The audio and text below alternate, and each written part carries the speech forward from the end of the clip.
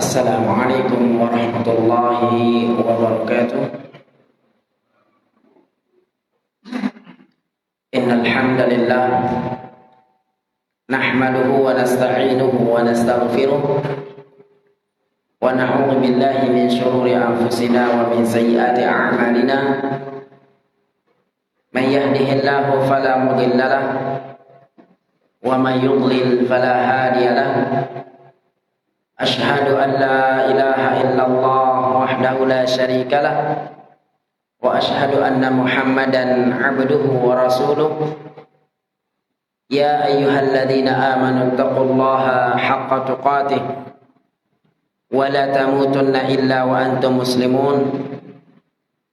Ya ayyuhan nasu taqu rabbakumul ladzi khalaqakum min nafsin wahidah wa khalaqa minha zawjaha وبث منهما رجالا كثيرا ونساء واتقوا الله الذي تساءلون به والأرحام إن الله كان عليكم رقيبا يا أيها الذين آمنوا اتقوا الله وقولوا قولا سديدا يصلح لكم أعمالكم ويغفر لكم ذنوبكم ومن يطع الله ورسوله faqad faza fawzan 'azima. Amma ba'du, fa inna ahsanal kalami kalamullah wa khairal huda huda Muhammadin sallallahu alaihi wasallam wa syarrul umuri muhdatsatuha wa kullu muhdatsatin fid din bid'ah wa kullu bid'atin dhalalah wa kullu dhalalatin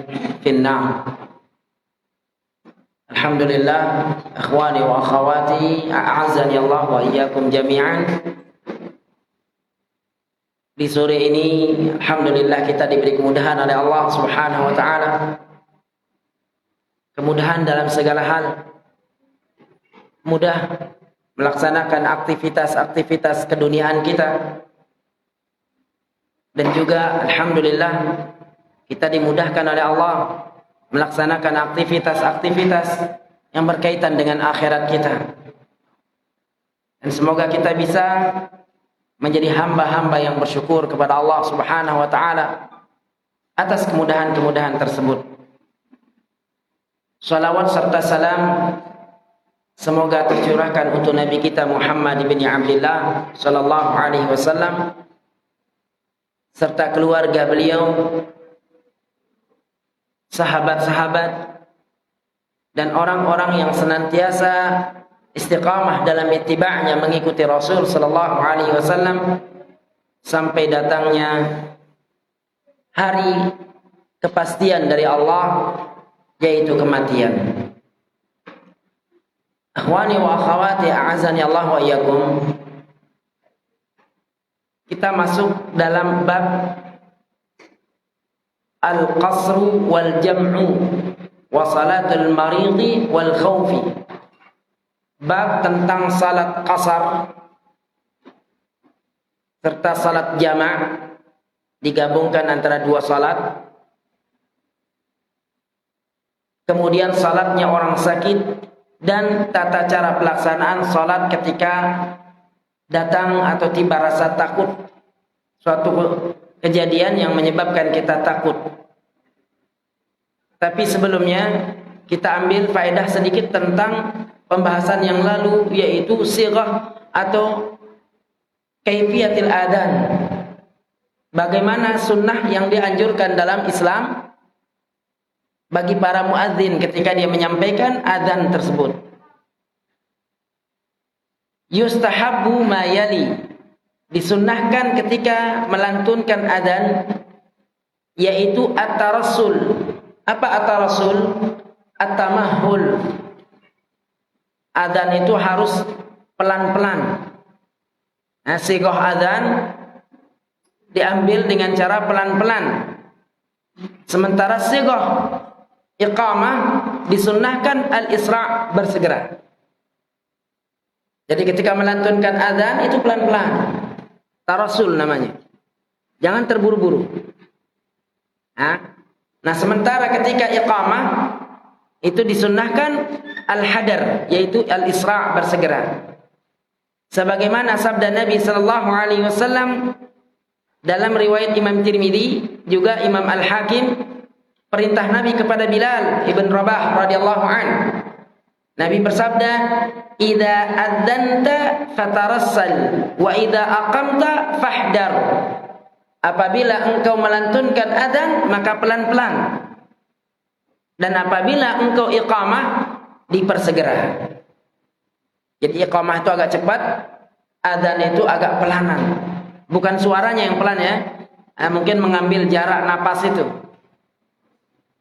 Nah, adapun bagi kita yang mendengar, disunnahkan mutaba'atul muadzin wal muqim sirran. Secara sir. Ketika adzan dikumandangkan, kita disunnahkan untuk mengatakan apa yang dikatakan oleh muadzin, kecuali pada kalimat hayya 'alas shalah, hayya 'alal falah. Di situ kita ganti dengan kalimat la haula wala quwata illa billah.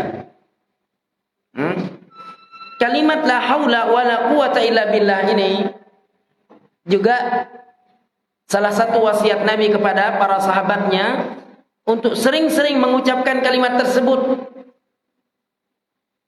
Karena tidak ada amalan-amalan saleh yang bisa kita lakukan melainkan apa yang Allah berikan kekuatan untuk kita lakukan. Jadi tidak ada amal ibadah, amal saleh yang bisa kita lakukan kecuali itu kekuatan yang Allah berikan kepada kita. Begitu juga tidak ada kemaksiatan-kemaksiatan yang bisa kita tinggalkan melainkan karena kekuatan yang Allah berikan kepada kita untuk meninggalkan. Jadi tidak ada kebaikan yang bisa kita lakukan dan tidak ada keburukan yang bisa kita tinggalkan kecuali itu kekuatan yang Allah berikan kepada kita. Itu makna kalimat la haula wala quwata illa billah. Walabdu qad qamatis shalah fa innahu yaqul, ketika muadzinnya waktu itu qamat, kemudian dia mengatakan qad qamatis shalah, qad qamatis shalah. Kita yang mendengar apa kita ucapkan? Aqamahallahu wa adamaha. Jadi kita disunnahkan sebagai pendengar, aqamahallah wa adamaha. Jadi ketika muadzin mengatakan qad qamatis shalah, qad qamatis shalah, kita disunnahkan mengatakan aqamahallah wa adamaha. Pendek ya. Aqamahallah wa adamaha, itu ucapan yang kita ucapkan. Sebagaimana diriwayatkan dalam riwayat Muslim, annahu sallallahu alaihi wasallam qala, "Idza sami'tumul muadzina faqulu mithla ma yaqul." Apabila kalian mendengar muadzin menyampaikan adzannya, maka katakan sebagaimana apa yang mereka katakan. Tsumma shallu alayya, kemudian kalian bersalawat kepadaku. Fa innahu man shalla alayya marratan sallallahu alaihi biha asyran. Karena sesungguhnya siapa yang bersalawat kepadaku sekali, maka Allah akan bersalawat untuknya 10 kali. Tsumma sallallahu liyal wasilata. Kemudian mintalah kepada Allah supaya aku bisa memberikan sebagai wasilah untuk mendapatkan syafaat pada kalian. Jadi mintalah kepada Allah untuk menjadikan diriku sebagai wasilah syafaat nanti di hadapan Allah. Fa innahu manzilatun fil jannah la tanbaghi illa li'abdin min ibadillah. Karena itu nanti tidak satu kedudukan di surga tidak pantas diberikan kecuali kepada Allah Subhanahu wa taala dan kepada nabinya dan kepada hambanya yang bertakwa kepada Allah Subhanahu wa taala. Wa arju an akuna ana huwa, dan aku berharap semoga aku yang bisa memberikan syafaat tersebut, kata Nabi. Faman sa'ala liyal wasilah halat lahu syafa'ah. Siapa yang meminta kepada Allah untuk menjadikan diriku sebagai wasilahnya di hadapan Allah, maka dia berhak mendapatkan syafaat dariku. Ini kita butuhkan, ikhwan azanillahu wa iyyakum, syafaat Nabi sallallahu alaihi wasallam. Jadi kalau adzan itu sunnahnya tarasul. Agak dilandaikan suaranya pelan-pelan. Artinya jarak antara pengambilan napas Sighah pertama dengan sighah berikutnya itu ada jeda. Tapi kalau iqamah disuruh bersegera. Kemudian kita yang mendengar mengikuti apa yang dikatakan oleh muadzin kecuali pada dua lafaz, hayya 'alas shalah dan hayya 'alal falah. Nah, adapun ketika qamat, ketika muadzin mengatakan qad qamatis shalah, maka kita disunnahkan mengatakan aqamahallah wa adamaha. Apa? Aqamahallah wa adamaha. Setelah itu kita berdoa seperti yang diajarkan. Sekarang kita masuk bab al-qasr dan bab al-jama'. Apa arti al-qasru? Al-qasru huwa salatu rubaiyati rak'ataini bil fatihati was surah. Amma al-maghribu was subhu fala taqsirani likaunil maghribi sulatsiyatun was subhi sunaiyatun. Qasar adalah salat yang tadinya 4 rakaat dipendekkan menjadi 2 rakaat, membaca Fatihah dengan surah. Adapun salat maghrib dan salat subuh itu tidak boleh diqasar. Kenapa? Karena maghrib sulatsiyah, yaitu terdiri dari 3 rakaat, dan subuh sunaiyah terdiri dari 2 rakaat. Yang boleh diqasar itu yang 4 rakaat saja. Zuhur dan asar, isya. Zuhur, asar, isya. Hukmuhu. Bagaimana hukum qasar? Al-qasru masyru'un. Salat qasar atau salat dipendekkan yang 4 rakaat menjadi 2 rakaat, itu hukumnya masyru', diperintahkan oleh Allah, disyariatkan oleh Allah Subhanahu wa taala. Di mana Allah berfirman dalam surah An-Nisa ayat 101, "Wa idza darabtum fil ard", apabila kalian sedang bepergian di atas muka bumi Allah, "Falaisa 'alaikum junahun", tidak ada dosa bagi kalian, "an taqsuru minas salati", untuk kalian meringkas salat kalian, yaitu yang 4 rakaat menjadi 2. Tidak ada dosa bagi kalian untuk meringkas salat kalian. Wa qauli Rasul sallallahu alaihi wasallam lamma su'ila anhu, juga sebagaimana sabda Nabi sallallahu alaihi wasallam tatkala Nabi sallallahu alaihi wasallam ditanya, apa kata Nabi? Shadaqatun tasaddaqallahu biha. Jadi qasar dan jama' itu adalah sedekah yang Allah berikan kepada kalian. Shadaqatun tasaddaqallahu biha alaikum. Allah ingin memberikan sedekah kepada kalian. Fa aqbalu sadaqatahu, maka terimalah sedekahnya Allah. Dalam riwayat lain, hadiah minallah faqbalu hadiyatahu. Ini hadiah dari Allah, rukhsah, pemberian cuma-cuma dari Allah, maka terimalah pemberian Allah tersebut. Jadi mengqasar salat yang 4 rakaat menjadi 2 rakaat, atau menjamak salat maghrib dengan isya, asar dengan zuhur, itu merupakan hadiah pemberian Allah. Kemudahan-kemudahan yang Allah inginkan kepada kita. Yuridullah bikumul yusra. Allah menginginkan buat kalian kemudahan.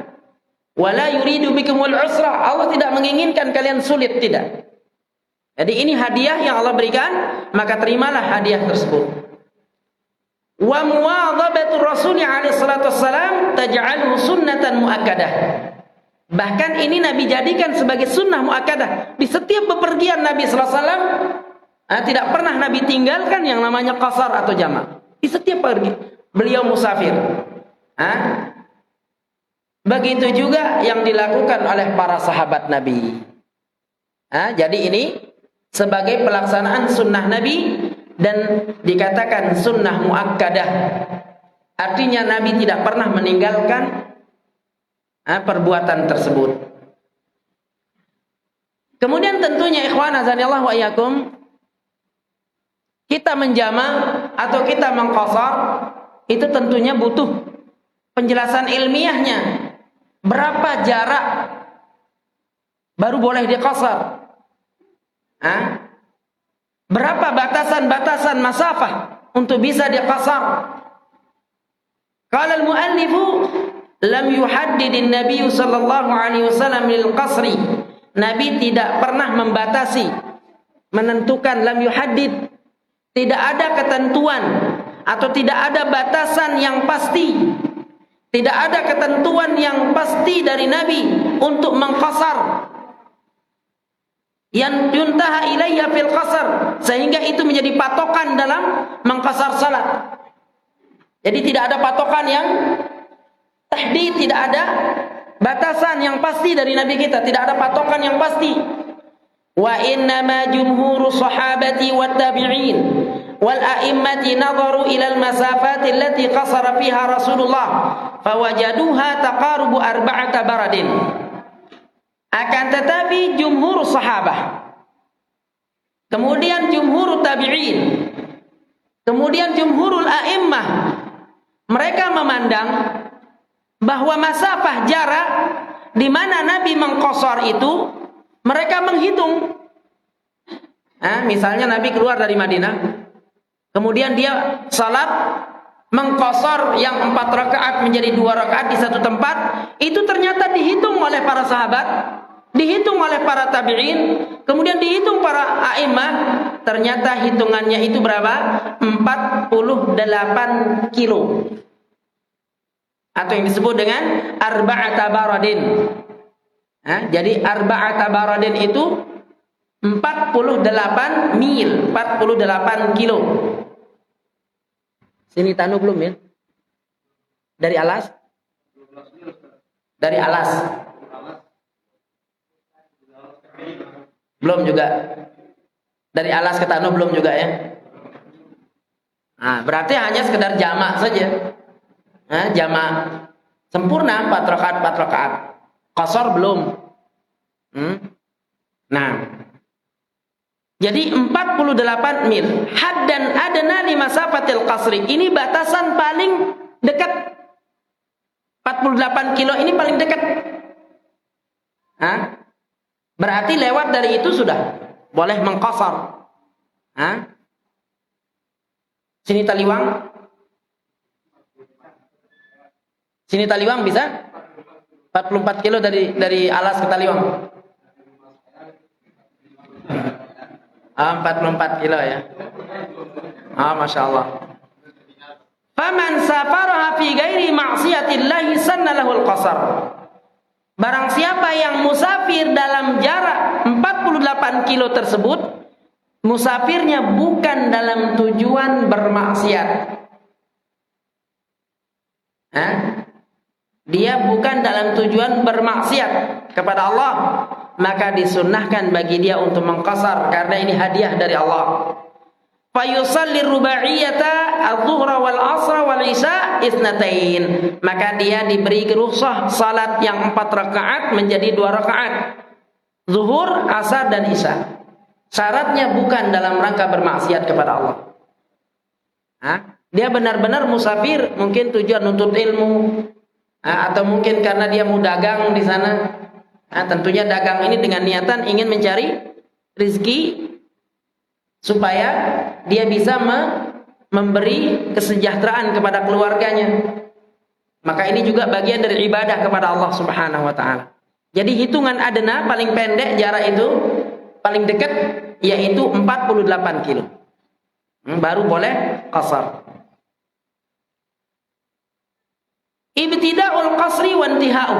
Kapan dimulai qasar dan kapan berakhir qasar tersebut? Yabtadi'ul musafiru qasra salati min mughadarati masakin baladihi. Seseorang diperbolehkan mengqasar salatnya ketika dia meninggalkan negerinya. Wa yastamiru yuqsiru au yaqsiru mahma qalat muddatu safari ila an ya'uda ila baladihi. Terus dia diperintahkan atau diperbolehkan mengqasar sampai dia kembali ke negerinya lagi. Jadi dimulai dari sejak dia keluar dari kampungnya. Kalau dia salat di kampungnya Sekarang misalnya Pak Haji Jeb mau pergi ke Mataram. Ini tadi sholat zuhur. Maka boleh dia di sini sholat zuhur dan sholat asar, tetapi jamak sempurna. Jamak sempurna karena dia kerjakan di kampungnya. Maka lengkap 4 rakaat kalau dia kerjakan di sini. Tapi kalau dia kerjakan di Tanu atau dia kerjakan di mana di daerah-daerah sebelah sana, bukan masjid kampungnya, maka itu diperbolehkan dia sudah mulai mengqasar. Sejak dia meninggalkan kampung. Jadi dikerjakan qasar itu bukan di kampung, tetapi di luar kampung. Bahkan ada satu pendapat yang mengatakan ketika kampung kita sudah tidak kelihatan dari tempat tersebut, dari situ kita mulai menjamak qasar. Illa an yanwa iqamata arba'ata ayyam fa akthar fi baladin ma yanzilu bihi fa innahu yutimmu wa la yuqsir. Ketika dia dari rumah dia berniat ke Mataram misalnya, di sana niatnya hanya tinggal 4 hari di Mataram itu. Ketika dia berniat hanya 4 hari di Mataram, maka dia tetap menyempurnakan sholatnya seperti orang mukim. Kenapa? Karena sudah ada niat untuk tinggal 4 hari. Jadi dia keluar dari sini, dia qasar di mana salatnya. Nah, kemudian nyampe di sana, di tempat tujuan, ada niatan untuk tinggal 3 hari atau 4 hari atau 1 pekan. Saya di sini berniat untuk tinggal sekian hari. Maka selama itu dia tetap sholat seperti orang mukim. Begitu dia mau kembali ke kampung, ternyata apa? Dia beli tiket mau pulang ke kampung sini. Ternyata tidak ada kepastian dia untuk pulang, nggak jadi dia pulang. Mungkin pesawat begini atau keadaannya. Sehingga dia tinggal di tempat tersebut, bukan lagi ada kepastian sekian hari, nggak ada. Pokoknya dia nggak tahu kapan dia mau pulang karena keadaan ini. Maka dalam hal seperti itu dia terus diperbolehkan mengqasar salatnya. Paham maksudnya? Saya berniat tinggal di Sumbawa 4 hari. Maka selama 4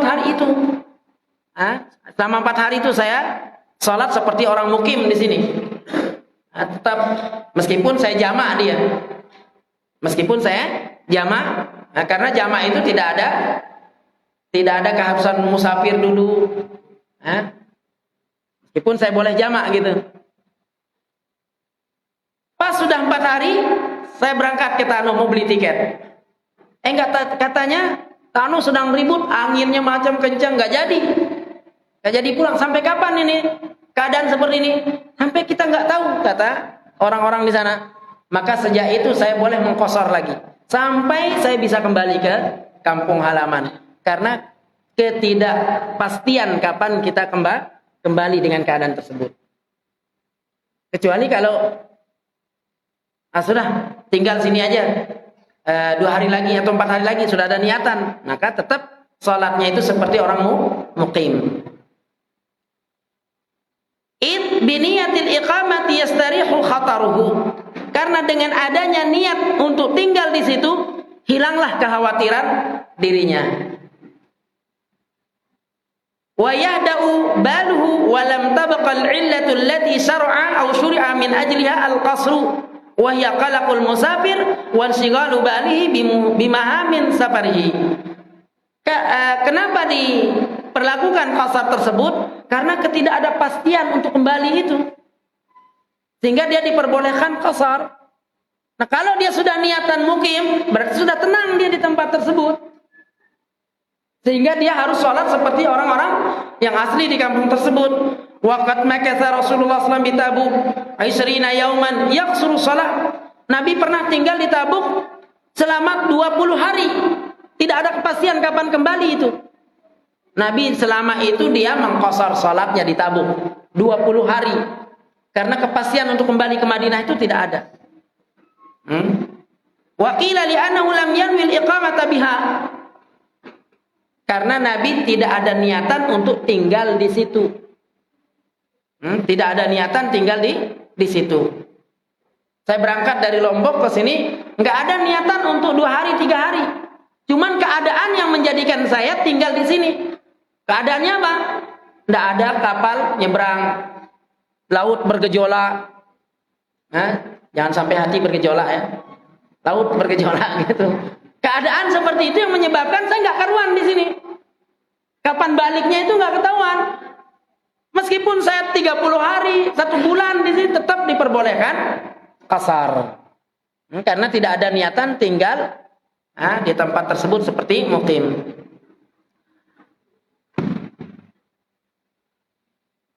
Kemudian jamaah rahimani rahimakumullah, bagaimana dengan salat nafilah ketika seorang musafir?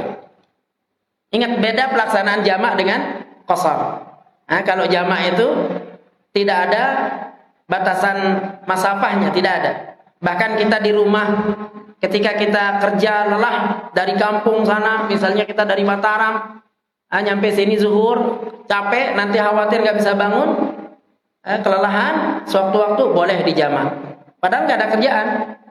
Jadi jamak itu ada sebab boleh, tidak ada sebab juga boleh. Seperti misalnya turun hujan lebat. Bahkan orang yang adzan itu ketika turun hujan, dia tidak mengatakan hayya 'alas shalah, tidak memanggil orang ayo ke masjid salat, tidak. Tetapi muadzinnya itu dengan sighah shallu fi buyutikum atau shallu fi rihalikum. Hayya 'alas shalahnya itu diganti dengan kalimat shallu fi buyutikum. Setelah asyhadu anna Muhammadar Rasulullah, shallu fi buyutikum. Sallu fi buyutikum, hayya 'alal falah, hayya 'alal falah. Itu sighah adzan kalau hujannya lebat ataupun angin kencang, badai. Maka dirubah sighah hayya 'alas shalah itu menjadi kalimat sallu fi buyutikum atau sallu fi rihalikum. 2 kali seperti mengatakan hayya 'alas shalah.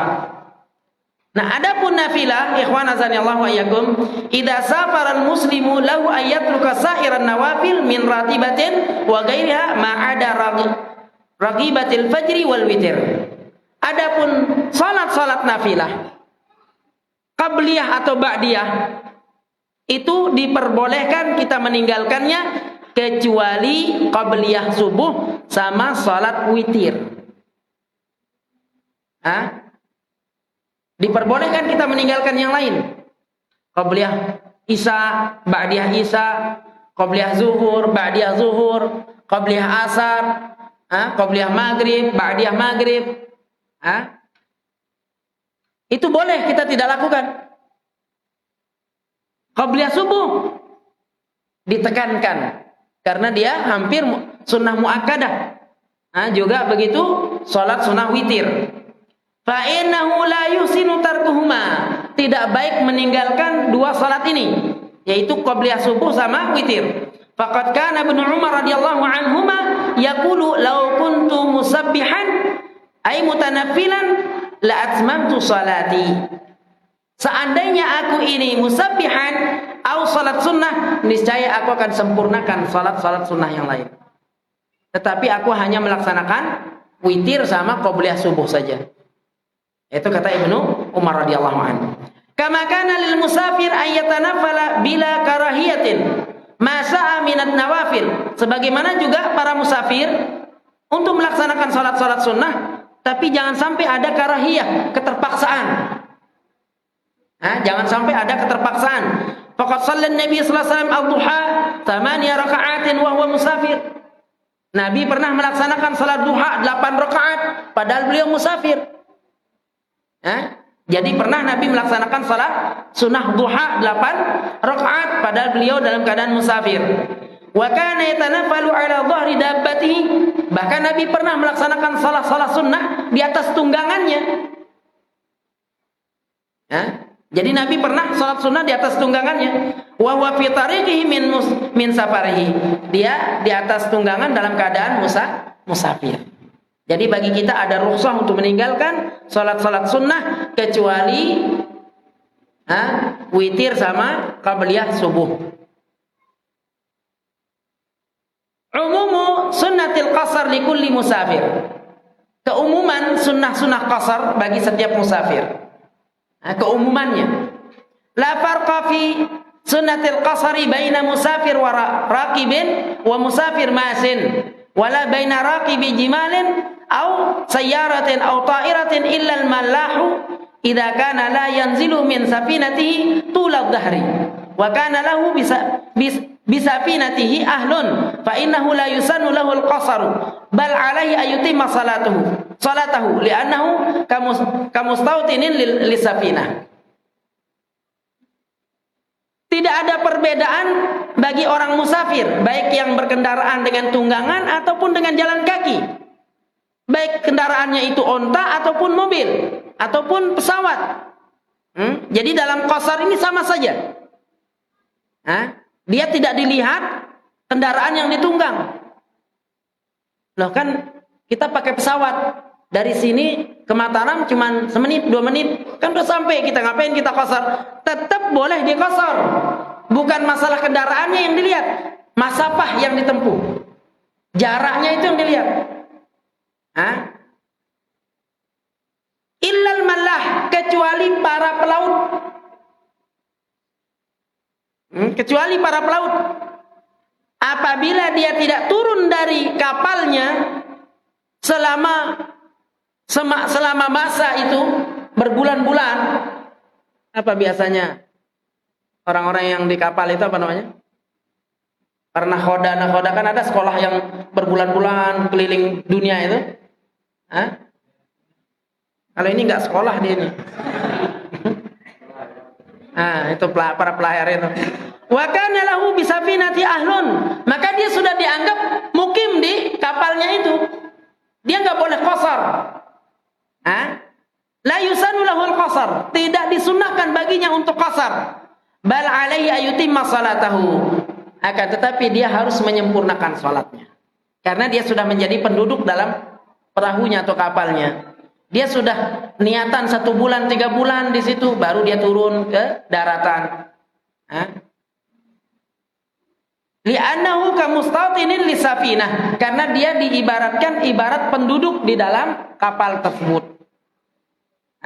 Jadi para nelayan-nelayan yang mencari ikan berbulan-bulan di atas kapalnya, dia tidak turun ke darat, maka itu sudah dianggap sebagai penduduk di atas kapal itu. Dia tidak disunnahkan untuk mengqasar. Adapun jenis kendaraan yang kita pakai musafir itu tidak menjadi hitungan. Yang menjadi hitungan masafahnya, jaraknya. 48 kilo itu baru boleh diqasar. Ikhwani azani Allah wa iyyakum. Kemudian setelah kita bahas tentang al-qasar, kita bahas tentang al-jam'. Hukmuhu.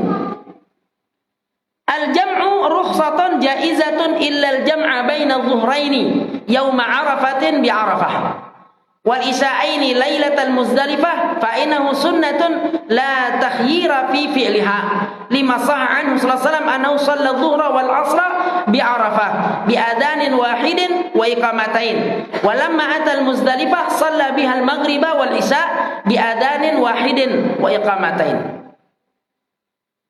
Jama' itu merupakan rukhsah, yaitu pemberian secara cuma-cuma. Hadiah cuma-cuma dari Allah. Jaizah, rukhsah jaizah, pemberian hadiah cuma-cuma dari Allah. Illal jam'a baina adh-dhuhraini yauma 'arafah bi Arafah, kecuali menjama' antara 2 waktu zuhur di hari Arafah, yaitu zuhur dan asar. Kemudian isya dan maghrib di Muzdalifah. Fa innahu sunnatun, maka itu hukumnya sunnah, harus dijamak di situ. Tidak boleh tidak. Zuhur dan asar ketika di Arafah harus dijamak hukumnya. Kalau di tempat lain rukhsah, boleh atau tidaknya. Misalnya seperti tadi kita katakan, kita lelah di rumah. Ini di rumah kita, turun hujan besar, boleh dijamak, tapi di masjid, bukan di rumah dijamaknya. Kalau di rumah, afwan, di rumah tidak dijamak ya salat itu. Di masjid. Di masjid dijamaknya salat itu, bukan di rumah. Ini rukhsah dari Allah. Adapun salat ketika di Arafah waktu melaksanakan haji, zuhur dan asar itu sunnah dijamak. Bukan rukhsah lagi, tapi ini sunnah. Begitu juga isya dan maghrib ketika berada di Muzdalifah. Fa innahu sunnatun la takhyira fi fi'liha. Itu bagian dari sunnah, tidak ada pilihan baginya. Lima saha'an Rasulullah sallam, karena ada hadis yang sahih dari Nabi, annahu shalla dhuhra wal asra bi Arafah. Nabi menjama' antara zuhur dan asar di Arafah dengan satu adzan, dua qomat. Satu adzan, dua iqamah. Begitu juga begitu Nabi nyampe di Muzdalifah, Nabi menjama' antara maghrib dengan isya dengan satu adzan, dua iqamah. Zuhur asar dijama' di Arafah dengan satu adzan, dua iqamah. Maghrib isya dijama' di Muzdalifah dengan satu adzan, dua iqamah. Ikhwani azani Allah wa iyyakum. Ini hadis diriwayatkan oleh Imam Abi Dawud. Sifatuhu, bagaimana cara kita menjama'? Al-jam'u huwa an yusalli al-musafiru dhuhra wal asra jam'a taqdimin fa yusallihima fi awwali waqti dhuhr. Seorang yang ingin salat menjama' antara zuhur dan asar, misalnya tadi saya belum salat zuhurnya, nyampe di Tanu itu tadi zuhur, tapi kita belum salat, kita jamak dia di sini dengan asar, maka itu namanya jamak takhir. Karena karena zuhur dikerjakan di waktu asar. Kalau tadi saya salat di Tanu, salat zuhur, kemudian saya jamak dengan asar, itu namanya jamak takdim. Karena waktu asar dikerjakan di waktu zuhur.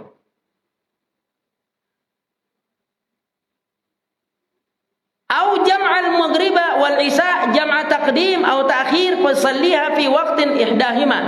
Wa dzalika lima warada anna an-nabiy sallallahu alaihi wasallam akhara salata bi Tabuk yauman. Di mana diriwayatkan Nabi mengakhirkan salat waktu di Tabuk. Tsumma kharaja, kemudian begitu keluar dari Tabuk Nabi salat zuhur dan asar secara jamak. Tsumma kharaja fa shallal maghrib wal isya jam'an. Kemudian dia keluar dari tempat itu juga Nabi menjamak antara maghrib dengan isya. Wa huwa nazilun bi Tabuk ghaziyan. Di saat itu Nabi masuk ke Tabuk itu untuk berperang. Jadi boleh dua-duanya, takdim ataupun takhir. Kalau zuhur dan asar dikatakan takdim, berarti asar dikerjakan di waktu zuhur. Takhir berarti zuhur dikerjakan di waktu asar. Begitu juga maghrib isya. Takdim berarti berarti isya dikerjakan di maghrib. Itu namanya takdim. Takhir berarti maghrib dikerjakan di waktu isya. Kama anna li ahlil baladi an yajma'u bainal maghrib wal isya fil masjidi lailatal matar. Sebagaimana penduduk negeri, mereka menjamak antara maghrib dengan isya di masjid. Ingat, di masjid bukan di rumah. Ketika terjadi turun hujan lebat, wal baradis sadid, ataupun musim dingin yang sangat dingin sampai menusuk ke tulang sumsum. Awirih, atau datang angin yang kencang, badai angin. Idza kana yashqu alaihim ruju'u ila salatil isya wa bil masjid. Apabila dia dikhawatirkan tidak bisa kembali ke masjid karena hujan besar tadi. Apabila dikhawatirkan dia tidak bisa ke masjid karena badai tadi. Apabila dia dikatakan malas nanti ke masjid karena dingin tadi, maka boleh dia menjamak maghrib dengan isya di saat itu, kemudian dia pulang. Seperti itu. Qad jama'a Rasulullah sallallahu alaihi wasallam bainal maghrib wal isya fi lailati mutirah. Nabi sallallahu alaihi wasallam pernah menjamak waktu maghrib dengan isya di masjid beliau di saat hujan lebat di malam hari. Siang hari juga begitu kalau turun hujan gitu. Boleh dijamak. Ini hadis riwayat Bukhari, riwayat Muslim dalam kitab Salatul Musafirin. Kemudian juga oleh Imam Malik dalam kitab Muwatta'nya.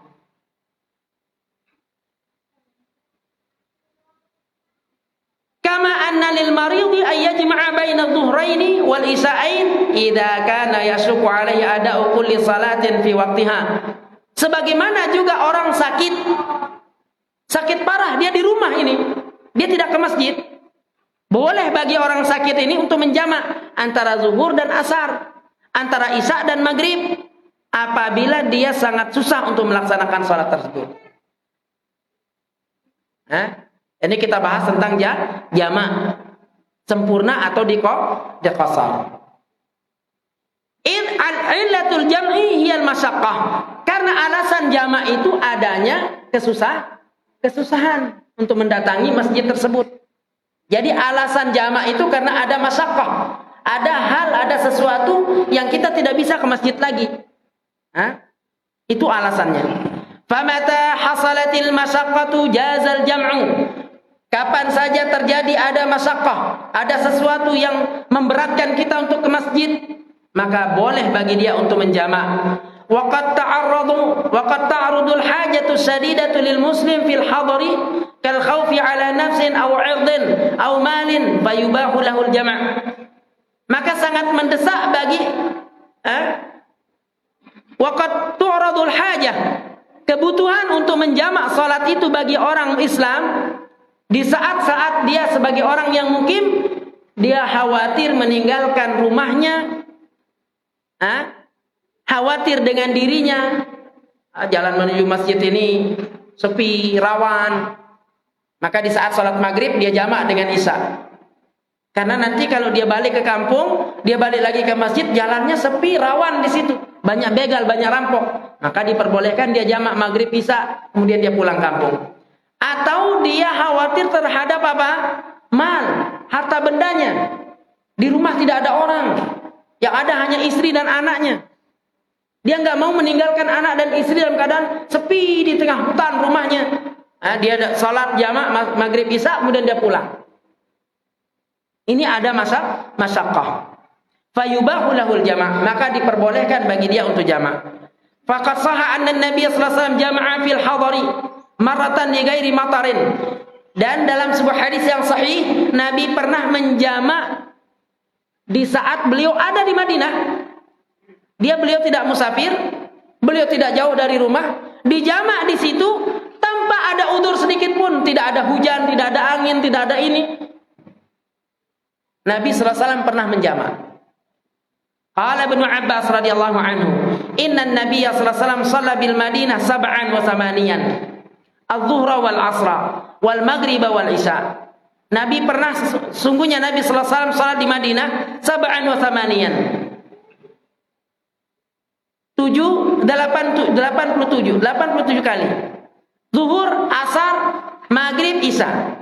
7 kali, sampai 8 kali katanya. Wa suratuhu an yuakhira adh-dhuhra wa yuqaddim al-'ashra li awwali waqtiha. Cara pelaksanaannya ini menurut Abu Bakar Jabir Al-Jazair, ingat ini. Menurut beliau, madhab Hanabilah. Yuqaddimul 'ashra li awwali waqtiha. Yuakhiru adh-dhuhra wa yuqaddimul 'ashra li awwali waqtiha. Dia mengakhirkan zuhur, mendahulukan asar. Kenapa? Karena pelaksanaan zuhur itu di waktu asar. Jadi zuhurnya nanti belakangan, asar lebih dulu. Ada yang mengatakan zuhur lebih dulu baru asar untuk tertib al-waqt. Tertib itu supaya teratur. Karena zuhur lebih duluan datangnya, maka zuhur lebih duluan dikerjakan. Tapi menurut beliau ini diakhirkan waktu zuhur ketika dilaksanakan di waktu asar. Asar dulu kita salat baru zuhur. Wa yuakhiral maghriba wa yuqaddimal isya li awwali waqtiha. Dia mengakhirkan maghrib, dia lebih duluan salat isya karena mengerjakannya di waktu isya. Wa dzalika listiraqis salataini fi waqtin wahidin. Karena bergabungnya dua salat dalam satu waktu. Jadi ketika kita mau mentakhir salat asar, salat zuhur dengan asar, ini jamak takhir, berarti zuhur lebih duluan kita lakukan, asar lebih duluan kita lakukan baru zuhur, menurut beliau. Kita mau jamak takhir maghrib isya. Nah, kita lakukan di waktu isya. Berarti maghrib duluan kita lakukan, isya kita lakukan duluan baru maghrib. Atau sebaliknya, menurut pendapat yang lain, isya lebih dulu baru maghrib. Terserah mana yang duluan kita lakukan. Dua-duanya ada pendapat masing-masing. Nah, itu dia tentang jamak dan qasar. Ikhwani azanillahu wa iyyakum. Kita masuk dalam bab sholatul marid, sholatnya orang yang sakit. Karena yang namanya sakit ini pasti suatu saat kita akan kena, tidak bisa menghindar. Maka di sini kita harus belajar bagaimana tata cara pelaksanaan syariat ketika kita dalam keadaan sakit. Idza kana al-maridu la yaqdiru 'ala al-qiyami mustanidan ila shay'in shalla qa'idan. Apabila orang yang sakit itu tidak bisa berdiri dengan tegak. Karena syarat rukun salat itu berdiri dengan tegak. Apabila orang yang sakit ini tidak bisa berdiri, bahkan menyandar pun tidak bisa, maka dia salat qa'idan, duduk. Wa idza ajaza 'anil qu'udi, apabila tidak mampu duduk, shalla 'ala janbih, dia salat di atas badannya ini, artinya berbaring sambil tidur. Wa in ajaza shalla mustalqiyan 'ala qafahu madan rijlaihi ilal qiblah. Apabila dia tidak bisa berbaring, maka dia terlentang dengan kaki yang menghadap ke kiblat. Jadi kakinya ke sana, kepala ke sana. Jadi kakinya sebelah barat, kepalanya sebelah timur. Wa yaj'alu sujudahu akhfadha min ruku'ihi. Kemudian ketika dia mau sujud ataupun ruku, dia hanya mengangguk. Dan anggukannya itu sujudnya lebih rendah daripada rukunya. Dia ruku misalnya setengah, sujud agak dalam. Seperti itu. Kalau dia tidak bisa duduk, tidak bisa berdiri, nggak bisa duduk, nggak bisa berbaring, dia mustalqiyan, yaitu tidur terlentang menghadap atas, kepala sebelah timur, kaki di sebelah kiblat. Wa in ajaza 'anil ruku'i was sujudi aw ma imaan. Apabila dia tidak sanggup sujud ataupun ruku, maka cukup dia ngangguk-ngangguk saja. Wala yatruku salata bihal. Tidak boleh dia meninggalkan salat dengan alasan apapun. Tidak boleh meninggalkan salat dengan alasan apapun. Liqauli Imran bin Husain radhiyallahu anhu. Sebagaimana perkataan Imran bin Husain, kanat bi bawasir. Aku dulu pernah kena penyakit bawasir. Bawasir itu penyakit apa itu? Nggak bisa duduk bagus gitu loh. Ambeien. Nah, fasaltu Nabi 'ala shalah. Aku pun bertanya kepada Nabi bagaimana caraku salat. Faqala shalli qa'iman. Maka Nabi berwasiat kepadaku, kata siapa? Imran bin Husain. Kata Nabi, salatlah berdiri. Fa illam tastati faqa'idan. Kalau kau enggak bisa berdiri, duduk. Fa illam tastati fasalli 'ala janbik. Kalau kau tidak bisa duduk, salatlah di atas pembaringanmu dengan cara tidur. Fa illam tastati fa mustalqiyan. Kalau kau tidak bisa berbaring, terlentang. Wala yukallifullahu nafsan illa wus'aha. Karena Allah tidak pernah membebani hambanya kecuali semampunya. Artinya di sini bukan kalimat Allah tidak membebani hambanya kecuali semampunya, kemudian boleh kita tinggalkan sholat, boleh, tidak boleh. Karena ada orang yang berhujjah, ada orang berhujjah ketika dia tidak berpuasa, padahal dia sehat, segar bugar. Kenapa kau tidak berpuasa? Dia bilang, la yukallifullahu nafsan illa wus'aha, katanya. Allah tidak membebani hambanya kecuali semampunya, kata. Saya nggak mampu. Padahal yang dimaksud dengan semampunya di sini, dia laksanakan ibadah itu sesuai dengan kemampuannya, bukan meninggalkan maksudnya. Allah tidak membebani hamba kecuali semampunya. Saya nggak mampu sholat, kemudian ditinggalkan. Tidak, bukan itu maksudnya. Kenapa? Karena Nabi sudah memperinci tadi, berdiri. Kalau nggak bisa berdiri, duduk. Kalau nggak bisa duduk, tidur berbaring. Kalau nggak bisa berbaring, tidur terlentang. Ini yang dimaksud dengan Allah tidak membebani hambanya kecuali dengan kemampuannya beribadah. Dia mampunya seperti itu, ya seperti itu. Kemudian ikhwan azanillahu wa iyyakum salatul khauf. Salatnya orang yang takut. Masyru'iyatuha. Salatul khaufi masyru'atun. Salat dalam keadaan takut itu ada syariatnya. Allah Subhanahu wa taala berfirman dalam surah An-Nisa, "Wa idza kunta fihim." Apabila engkau berada di tengah-tengah mereka, itu maksudnya nabi kita. Fa aqamta lahumus salata, engkau mendirikan salat bersama mereka. Faltakum ta'ifatum minhum, maka hendaklah satu kelompok hendaklah engkau berdiri bersama sekelompok orang.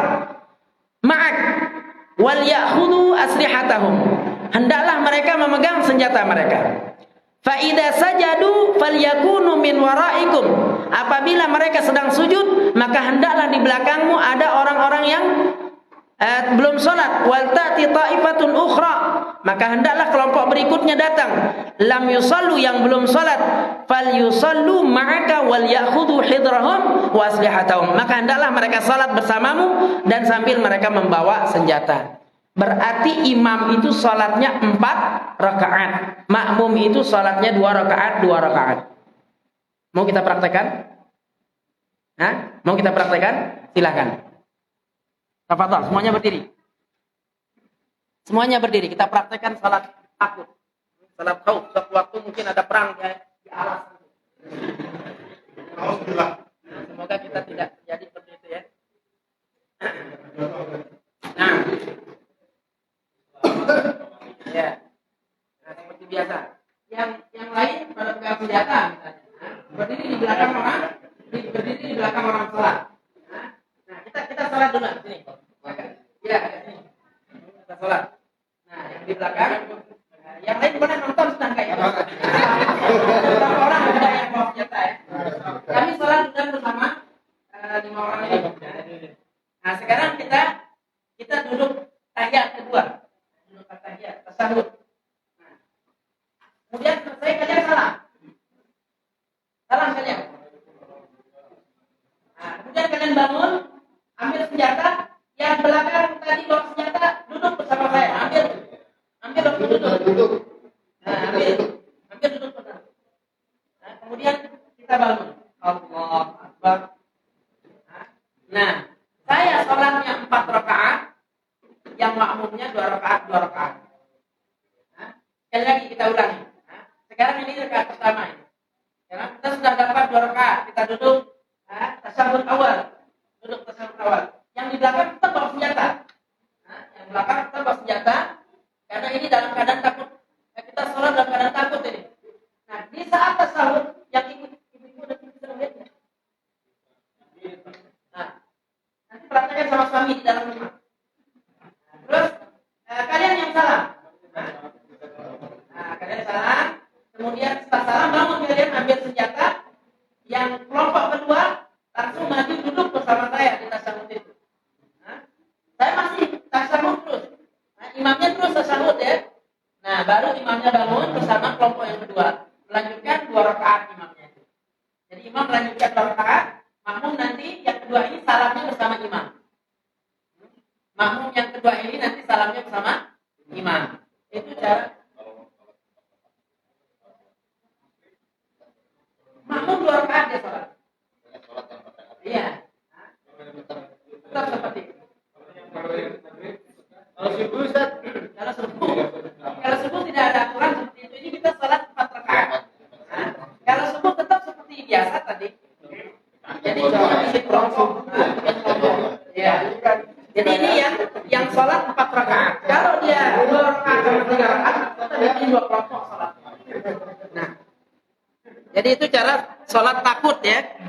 Cara salat ketika takut, yaitu kelompok pertama dia takbir bersama imam mulai dari rakaat pertama Allahu Akbar, kemudian baca ayat, baca surah, baca Al-Fatihah, baca surah sampai tasyahud pertama. Imam tetap dalam posisi tasyahud pertama, yang makmum begitu selesai tasyahud mereka salam. Assalamualaikum. Kemudian mereka bubar. Yang kelompok pertama ini ambil senjata. Kelompok kedua masuk langsung duduk bersama imam yang masih tasyahud. Langsung duduk bersama imam, nanti berdiri bersama imam. Kemudian nanti dia salam bersama imam, kelompok yang kedua ini. Nah, seperti itu. Cara sholat waktu ada perang. Nah, lain halnya sholat dalam keadaan berjalan. Nah, takut waktu berjalan.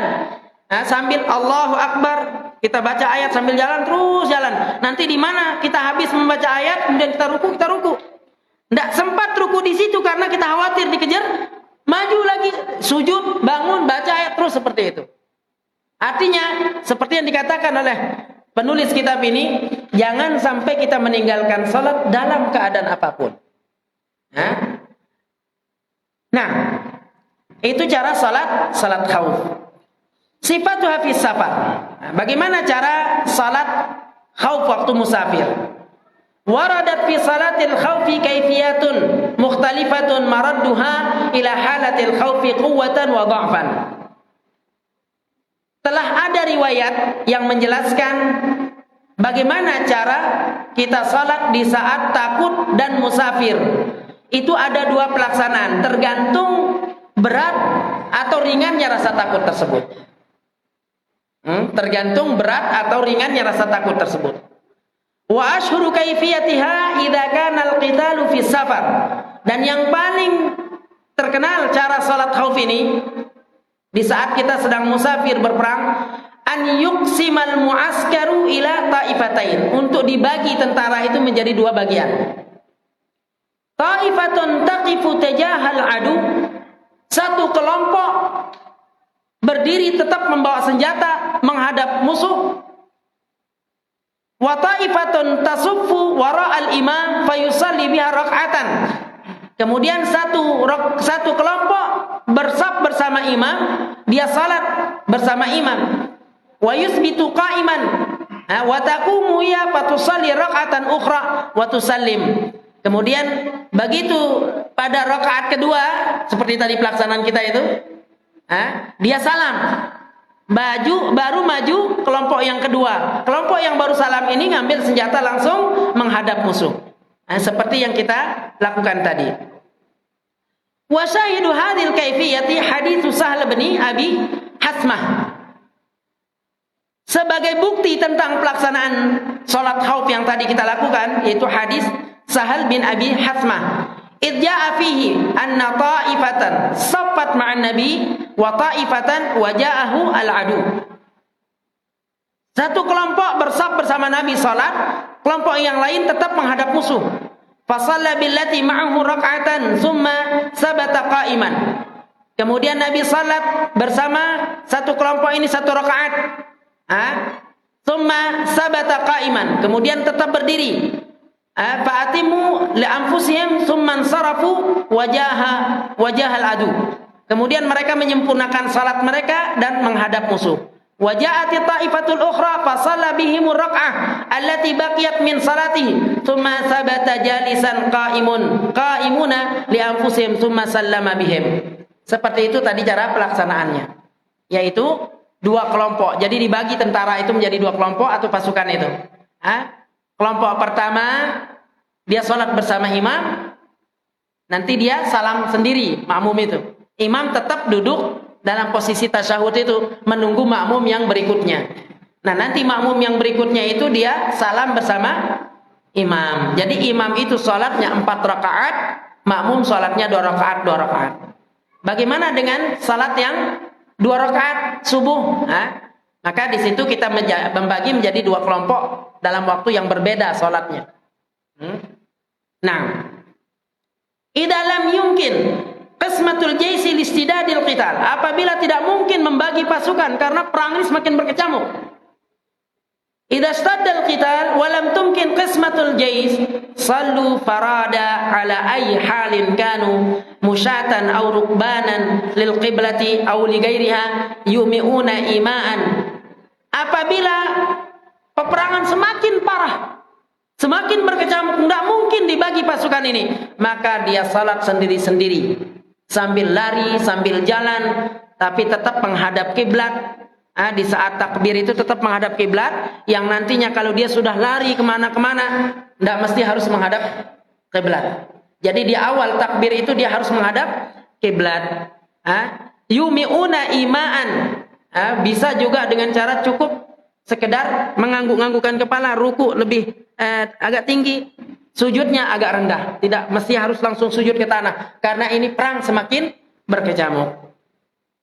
Qala Allah Ta'ala fa in khiftum farijalan aw rukbanan. Apabila kalian dalam keadaan takut, maka hendaklah salat dalam keadaan lari ataupun dalam keadaan menunggang kendaraan. Wa qauluhu sallallahu alaihi wasallam wa in kanu aktsara min dzalika falyusallu qiyaman wa rukbanan.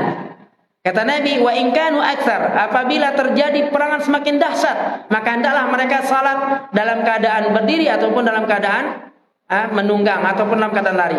Wa mana aktsar min dzalika ai idza kasara al-khauf, apabila semakin bertambah rasa takut itu semakin dahsyat peperangan tersebut. Itu dia cara melakukan salat khauf. Cukup waktunya? Masih?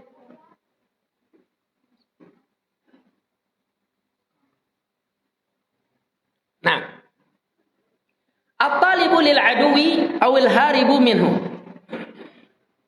Dalam keadaan kita mencari musuh atau dalam keadaan kita yang lari dari musuh. Man talaba aduwan yukhsha fawatuhu. Siapa yang mencari musuh karena khawatir musuh akan hilang. Aw talabuhu aduwun yukhsha an yadhfira bihi, atau dia dicari musuh, dia takut ketangkap. Shalla ala ayyi halin kana, maka dia salat dalam keadaan apapun.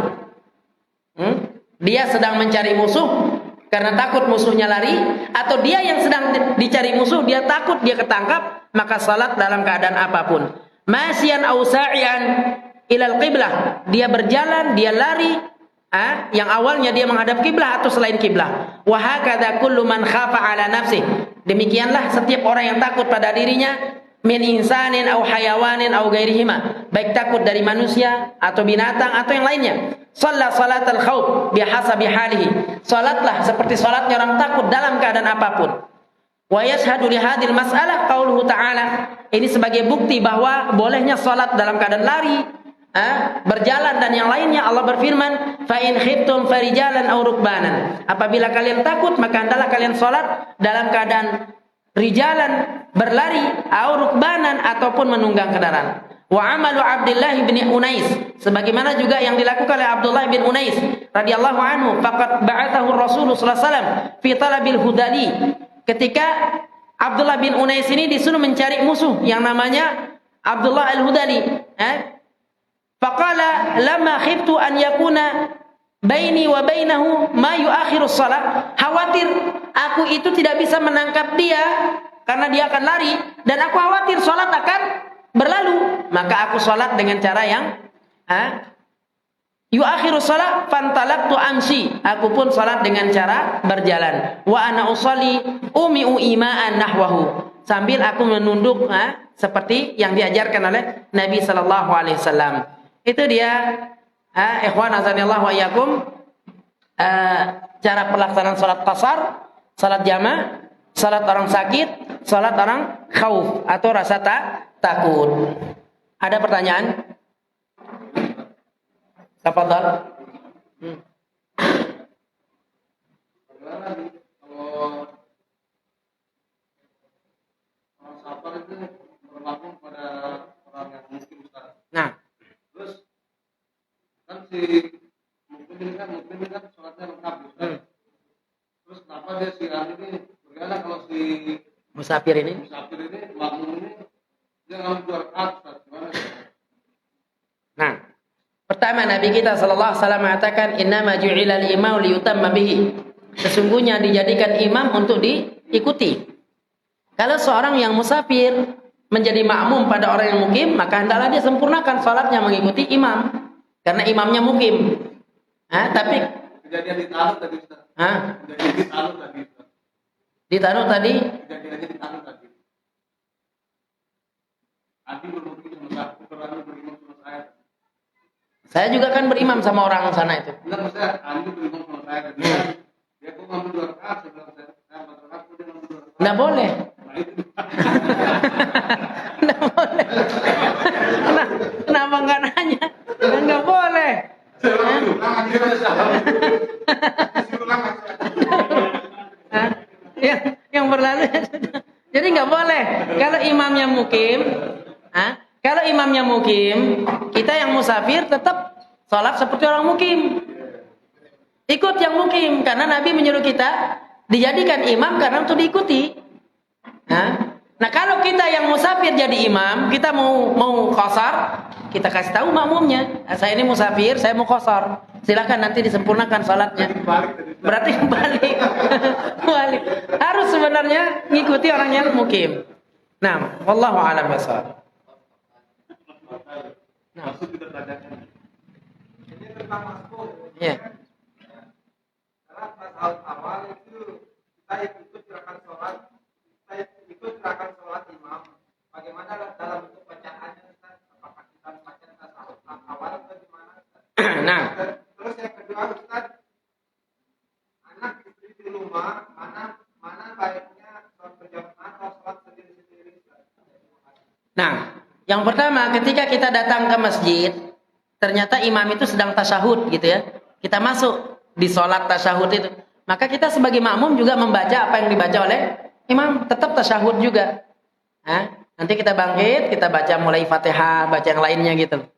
Jadi ikuti sudah apa yang dilakukan oleh imam. Nah, sekarang tentang anak istri yang di rumah. Ibnu Mas'ud radhiyallahu an pernah diperintahkan oleh Nabi sallallahu alaihi wasallam. Awalnya kan Ibnu Mas'ud ini ingin pindah rumahnya. Ingin pindah rumahnya agak jauh dari masjid. Ibnu Mas'ud ingin pindah supaya dekat rumahnya dengan masjid, supaya keluarganya bisa datang, semuanya bisa datang. Nabi melarang dia pindah. Itu ramai para sahabat ingin pindah ke dekat masjid, rumahnya. Nabi memberi semangat bahwa semakin jauh langkah kalian itu semakin banyak pahala kalian. Maka nggak jadi para sahabat itu pindah. Tadinya mereka mau pindah ke dekat masjid rumahnya. Maka Nabi mengatakan semakin jauh langkah kalian itu semakin banyak pahala. Itu yang pertama. Yang kedua, begitu Ibnu Mas'ud selesai sholat, setiap sholat wajib, Nabi menyuruh dia pulang untuk mengimami anak istrinya di rumah. Jadi sang suami ini, begitu kita sholat jamaah di sini bareng, pesan istrinya dulu, tunggu saya pulang baru sholat nanti. Jadi kita sholat berjamaah di sini bersama kaum laki-laki. Begitu kita pulang, kita mengimami anak dan istri. Itu sholat kita di rumah itu nafilah, dapat nilai pahala sunnah, sementara istri kita dapat nilai berjamaah. Nah, kalau kita misalnya khawatir nggak sempat balik karena jauh gitu, nggak apa-apa, dia sholat di rumah sendiri-sendiri. Dan sholatnya wanita di rumahnya itu lebih afdal daripada sholatnya di masjid. Bahkan dikatakan oleh Nabi Sallallahu Alaihi Wasallam di rumahnya dia itu lebih afdal, dia dapatkan pahala daripada di Masjid Nabawi. Karena Nabi waktu itu berucap, sholatnya wanita di rumahnya lebih afdal daripada di masjid. Nabi sedang berucap di masjidnya dia waktu itu. Jadi wanita itu besar pahalanya ketika dia sholat di dalam rumahnya. Bahkan dalam kitab Imam Ghazali, Ihya Ulumuddin yang sudah ditahqiq disebutkan fi qa'ri baitiha, di rumah yang paling dalam. Seandainya wanita itu punya mihrab di dalam rumahnya, itu khusus untuk ibadah saja. Misalnya dia bikin berapa ruangan rumah itu, karena rumahnya besar, kemudian dibikinlah satu mihrab untuk sholat secara pribadi, sholat keluarga. Nah, wanita itu sholat di situ, maka itu pahalanya lebih besar daripada sholatnya di masjidnya. Cuman tidak boleh kita melarang kaum wanita datang ke masjid. Kata Nabi, la tamna'u ima Allahi masajid Allah. Jangan kalian melarang para wanita datang ke masjid untuk ikut berjamaah. Tetapi dengan catatan para wanita itu menghindari ikhtilat, menghindari wewangian, menghindari pakaian-pakaian yang mencolok sehingga menjadi perhatian laki-laki dan yang lainnya. Pokoknya dia jaga adabnya, jaga pandangannya, jaga suaranya. Nah, wallahu alam bishawab.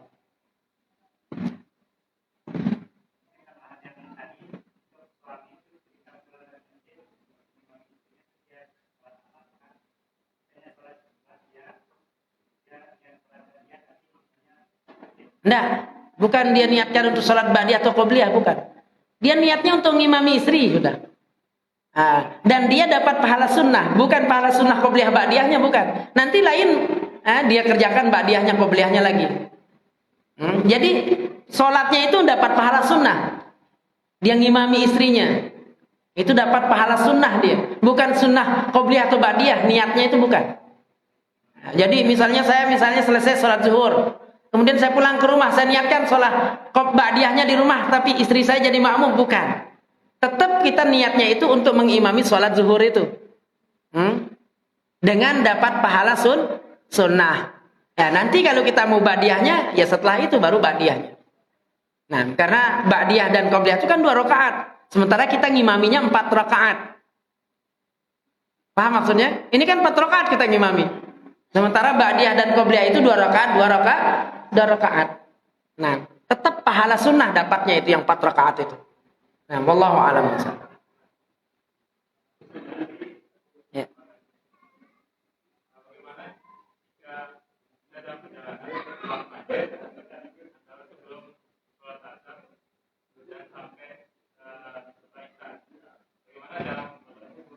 Nah, dalam perjalanan ternyata macet gitu ya.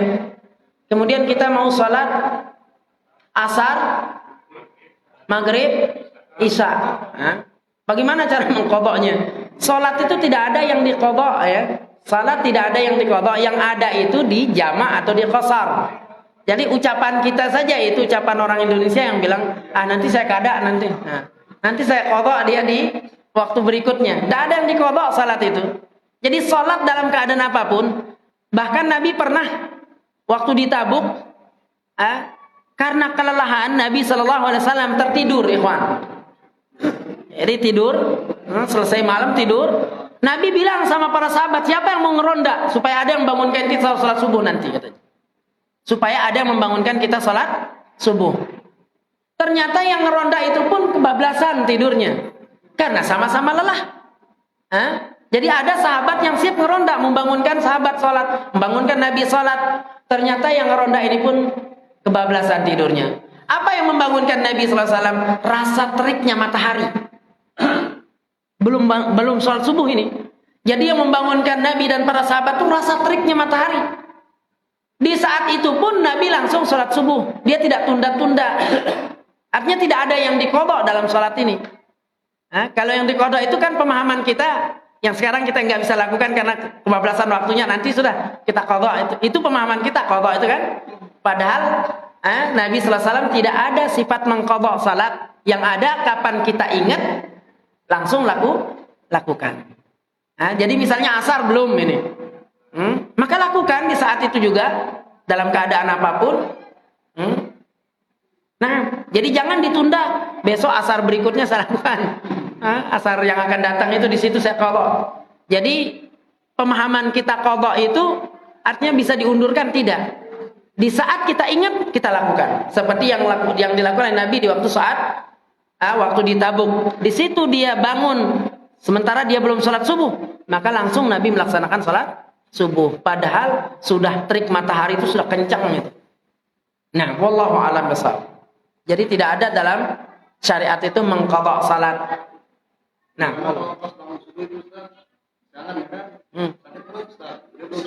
ya selesaikan hajatnya dulu. Kata Nabi sallallahu alaihi wasallam, la salata liman dafa'a al-khabatsain, katanya.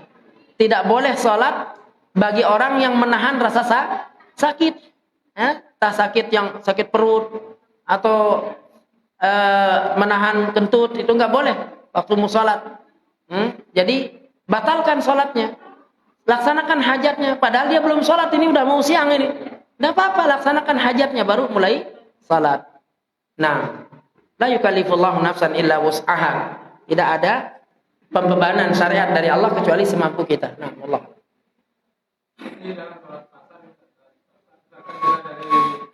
Matalan. Asar.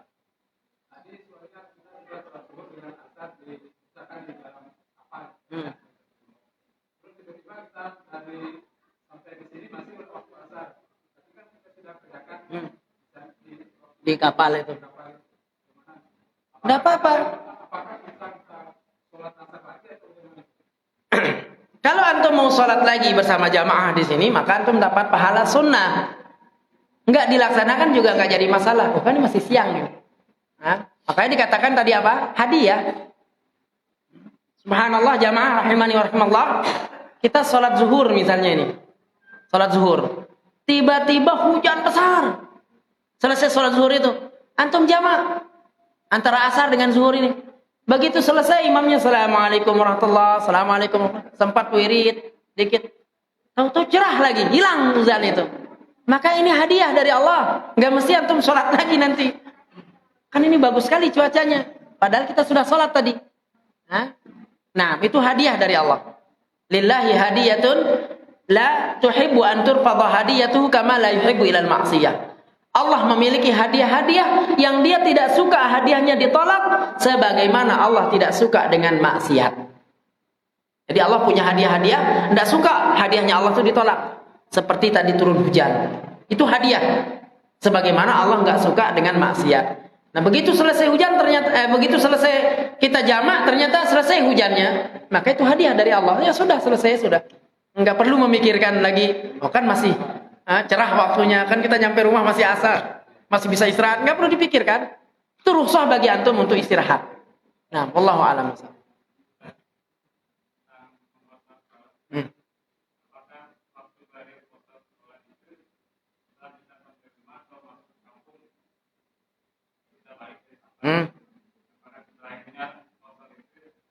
Ketika masuk ke kampung.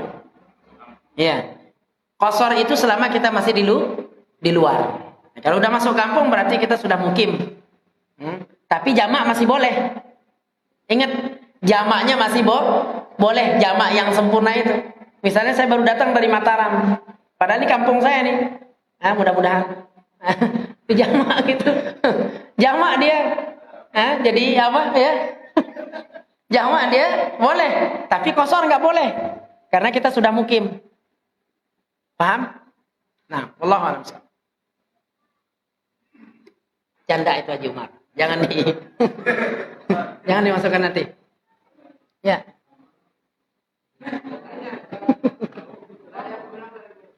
Nah.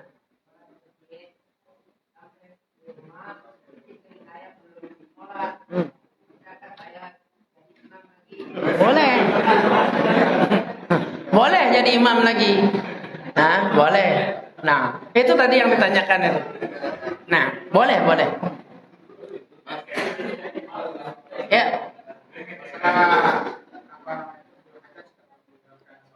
Kenapa? Hajat. Jadi kadang kan misalnya waktu dalam keadaan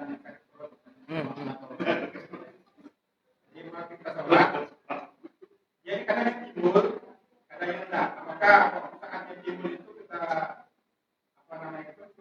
kita keluar rumah dan sholat atau tahan atau ada batasan tertentu? Nah, sebagaimana kata Syekh Utsaimin rahimahullah taala, selama dia mampu menahan diri, tidak mengganggu sholatnya, tidak mengganggu kehusyuannya, tidak hilang konsentrasinya, maka dia lanjutkan sholatnya. Dan tentunya batasan-batasan itu kita yang tahu. Kita yang merasakan itu yang tahu. Kalau sudah hilang konsentrasi karena sakit, ya tinggalkan. Sampai keluar keringat dingin. Keluar keringat dingin gitu. Jadi ikhwan azanillahu wa iyyakum, ketentuan dan kepastiannya itu kita yang merasakan itu. Kalau masih kita bisa konsentrasi, bisa fokus dengan bacaan sholat, maka bisa dilanjutkan itu sholat itu. Nah, wallahu a'lam bishawab. Ya. Bagaimana tata cara sholat orang yang sakit tertular najis? Yang seperti sulusul baul. Sulusul baul itu artinya dia kencingnya itu kadang takut menetes apa gitu. Jadi agama mengajarkan kita bagi yang orang yang sulusul baul itu sekarang ada alat kayak pempes lah. Kalau pempes itu yang kena, dia tidak mengenai pakaian kita, maka terus boleh kita sholat melanjutkannya. Jadi orang-orang yang sulusul baul itu artinya apa sulusul baul itu? Yang kencingnya itu kayaknya nggak mau berhenti gitu loh.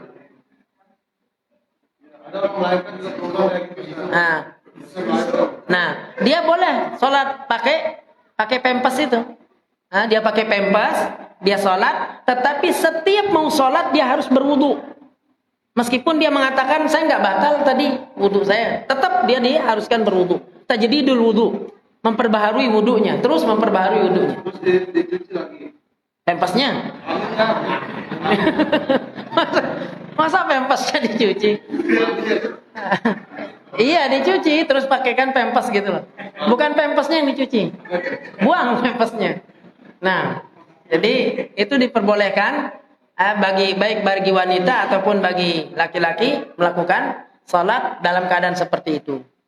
Nah, perempuan biasanya itu darah istihadah biasanya. Nah, dia bukan haid, dia bukan nifas, tapi dia darah istihadah. Darah istihadah ini warnanya merah kekuning-kuningan. Warna darah itu merah kekuning-kuningan. Dia tidak merasa, dia yang perempuan yang keluar darah istihadah ini tidak ada rasa. Jadi dia bukan haid. Kalau haid agak nyeri rasanya kalau keluar. Dan warna darah haid itu hitam pekat dan mengeluarkan bau amis. Kalau darah haid. Tapi kalau darah istihadah dia merah kekuning-kuningan. Bagaimana cara mengetahuinya? Ya pakai aja kapas misalnya. Atau air yang ditaruh di atas baskom atau tempayan yang warna putih. Di situ dia merendam diri, para ibu-ibu, wanita rendam diri, kemudian lihat warna darahnya. Kalau dia warna darah yang merah kekuning-kuningan, berarti ini darah istihadah. Maka dia boleh terus sholat dengan memakai kayak tadi pempas itu. Supaya nanti kalau darah itu keluar, dia mengenai pempas itu. Dan setiap mau sholat, dia berwudu, yaitu tajdidul wudu, memperbarui wudunya. Seperti itu. Jadi jangan ibu-ibu ketahui bahwa haid itu ada batasannya. Misalnya ada orang perempuan batasan haidnya 1 pekan. Kok sekarang sudah lebih 1 pekan ini masih keluar darah terus. Itu jangan senang dulu. Meninggalkan sholat terus senang gitu, jangan. Kebiasaan haid para perempuan misalnya 1 pekan. Begitu lewat dari 1 pekan, periksa warna darah itu. Kalau dia masih hitam pekat dan terasa keluarnya itu sakit, amis, maka itu darah haid. Tapi kalau sudah berubah merah kekuning-kuningan, berarti itu darah istihadah. Para wanita harus sholat. Harus sholat. Kalau wanita itu berhenti haidnya di waktu isya atau di waktu subuh, ini mungkin sering luput ini ya. Para wanita misalnya waktu subuh berhenti haidnya, maka dia mandi. Maghrib dia harus sholat, isya dia juga harus sholat. Di samping dia sholat subuh. Kenapa maghrib, isya dia sholat? Karena hitungannya masih malam. Paham ibu-ibu? Karena hitungannya masih malam. Nah misalnya dia haid, terus berhenti haidnya ketika matahari belum terbenam, tapi mau sebentar lagi terbenam. Maka dia mandi, dia sholat zuhur juga sholat asar. Kenapa? Karena hitungannya masih hari, masih kelihatan matahari. Jadi jangan cuma asarnya saja sholatnya. Dia juga sholat zuhur. Ketika dia berhenti haidnya di waktu subuh, jangan cuma subuhnya saja sholatnya. Dia harus sholat isya juga maghrib. Maghrib, isya dia juga sholat itu. Kenapa? Karena hitungannya malam. Jadi kita sebagai seorang suami juga harus ngasih tahu istri dalam hal ini. Supaya istri tidak lengah. Supaya istri tidak lengah dalam hal ini. Wallahu a'lam bishawab. Mungkin cukup ya. Ya, sudah 5:30. Kita cukupkan dengan doa kafaratul majelis. Subhanakallahumma bihamdika asyhadu an la ilaha illa anta astaghfiruka wa atubu ilaik. Assalamualaikum warahmatullahi wabarakatuh.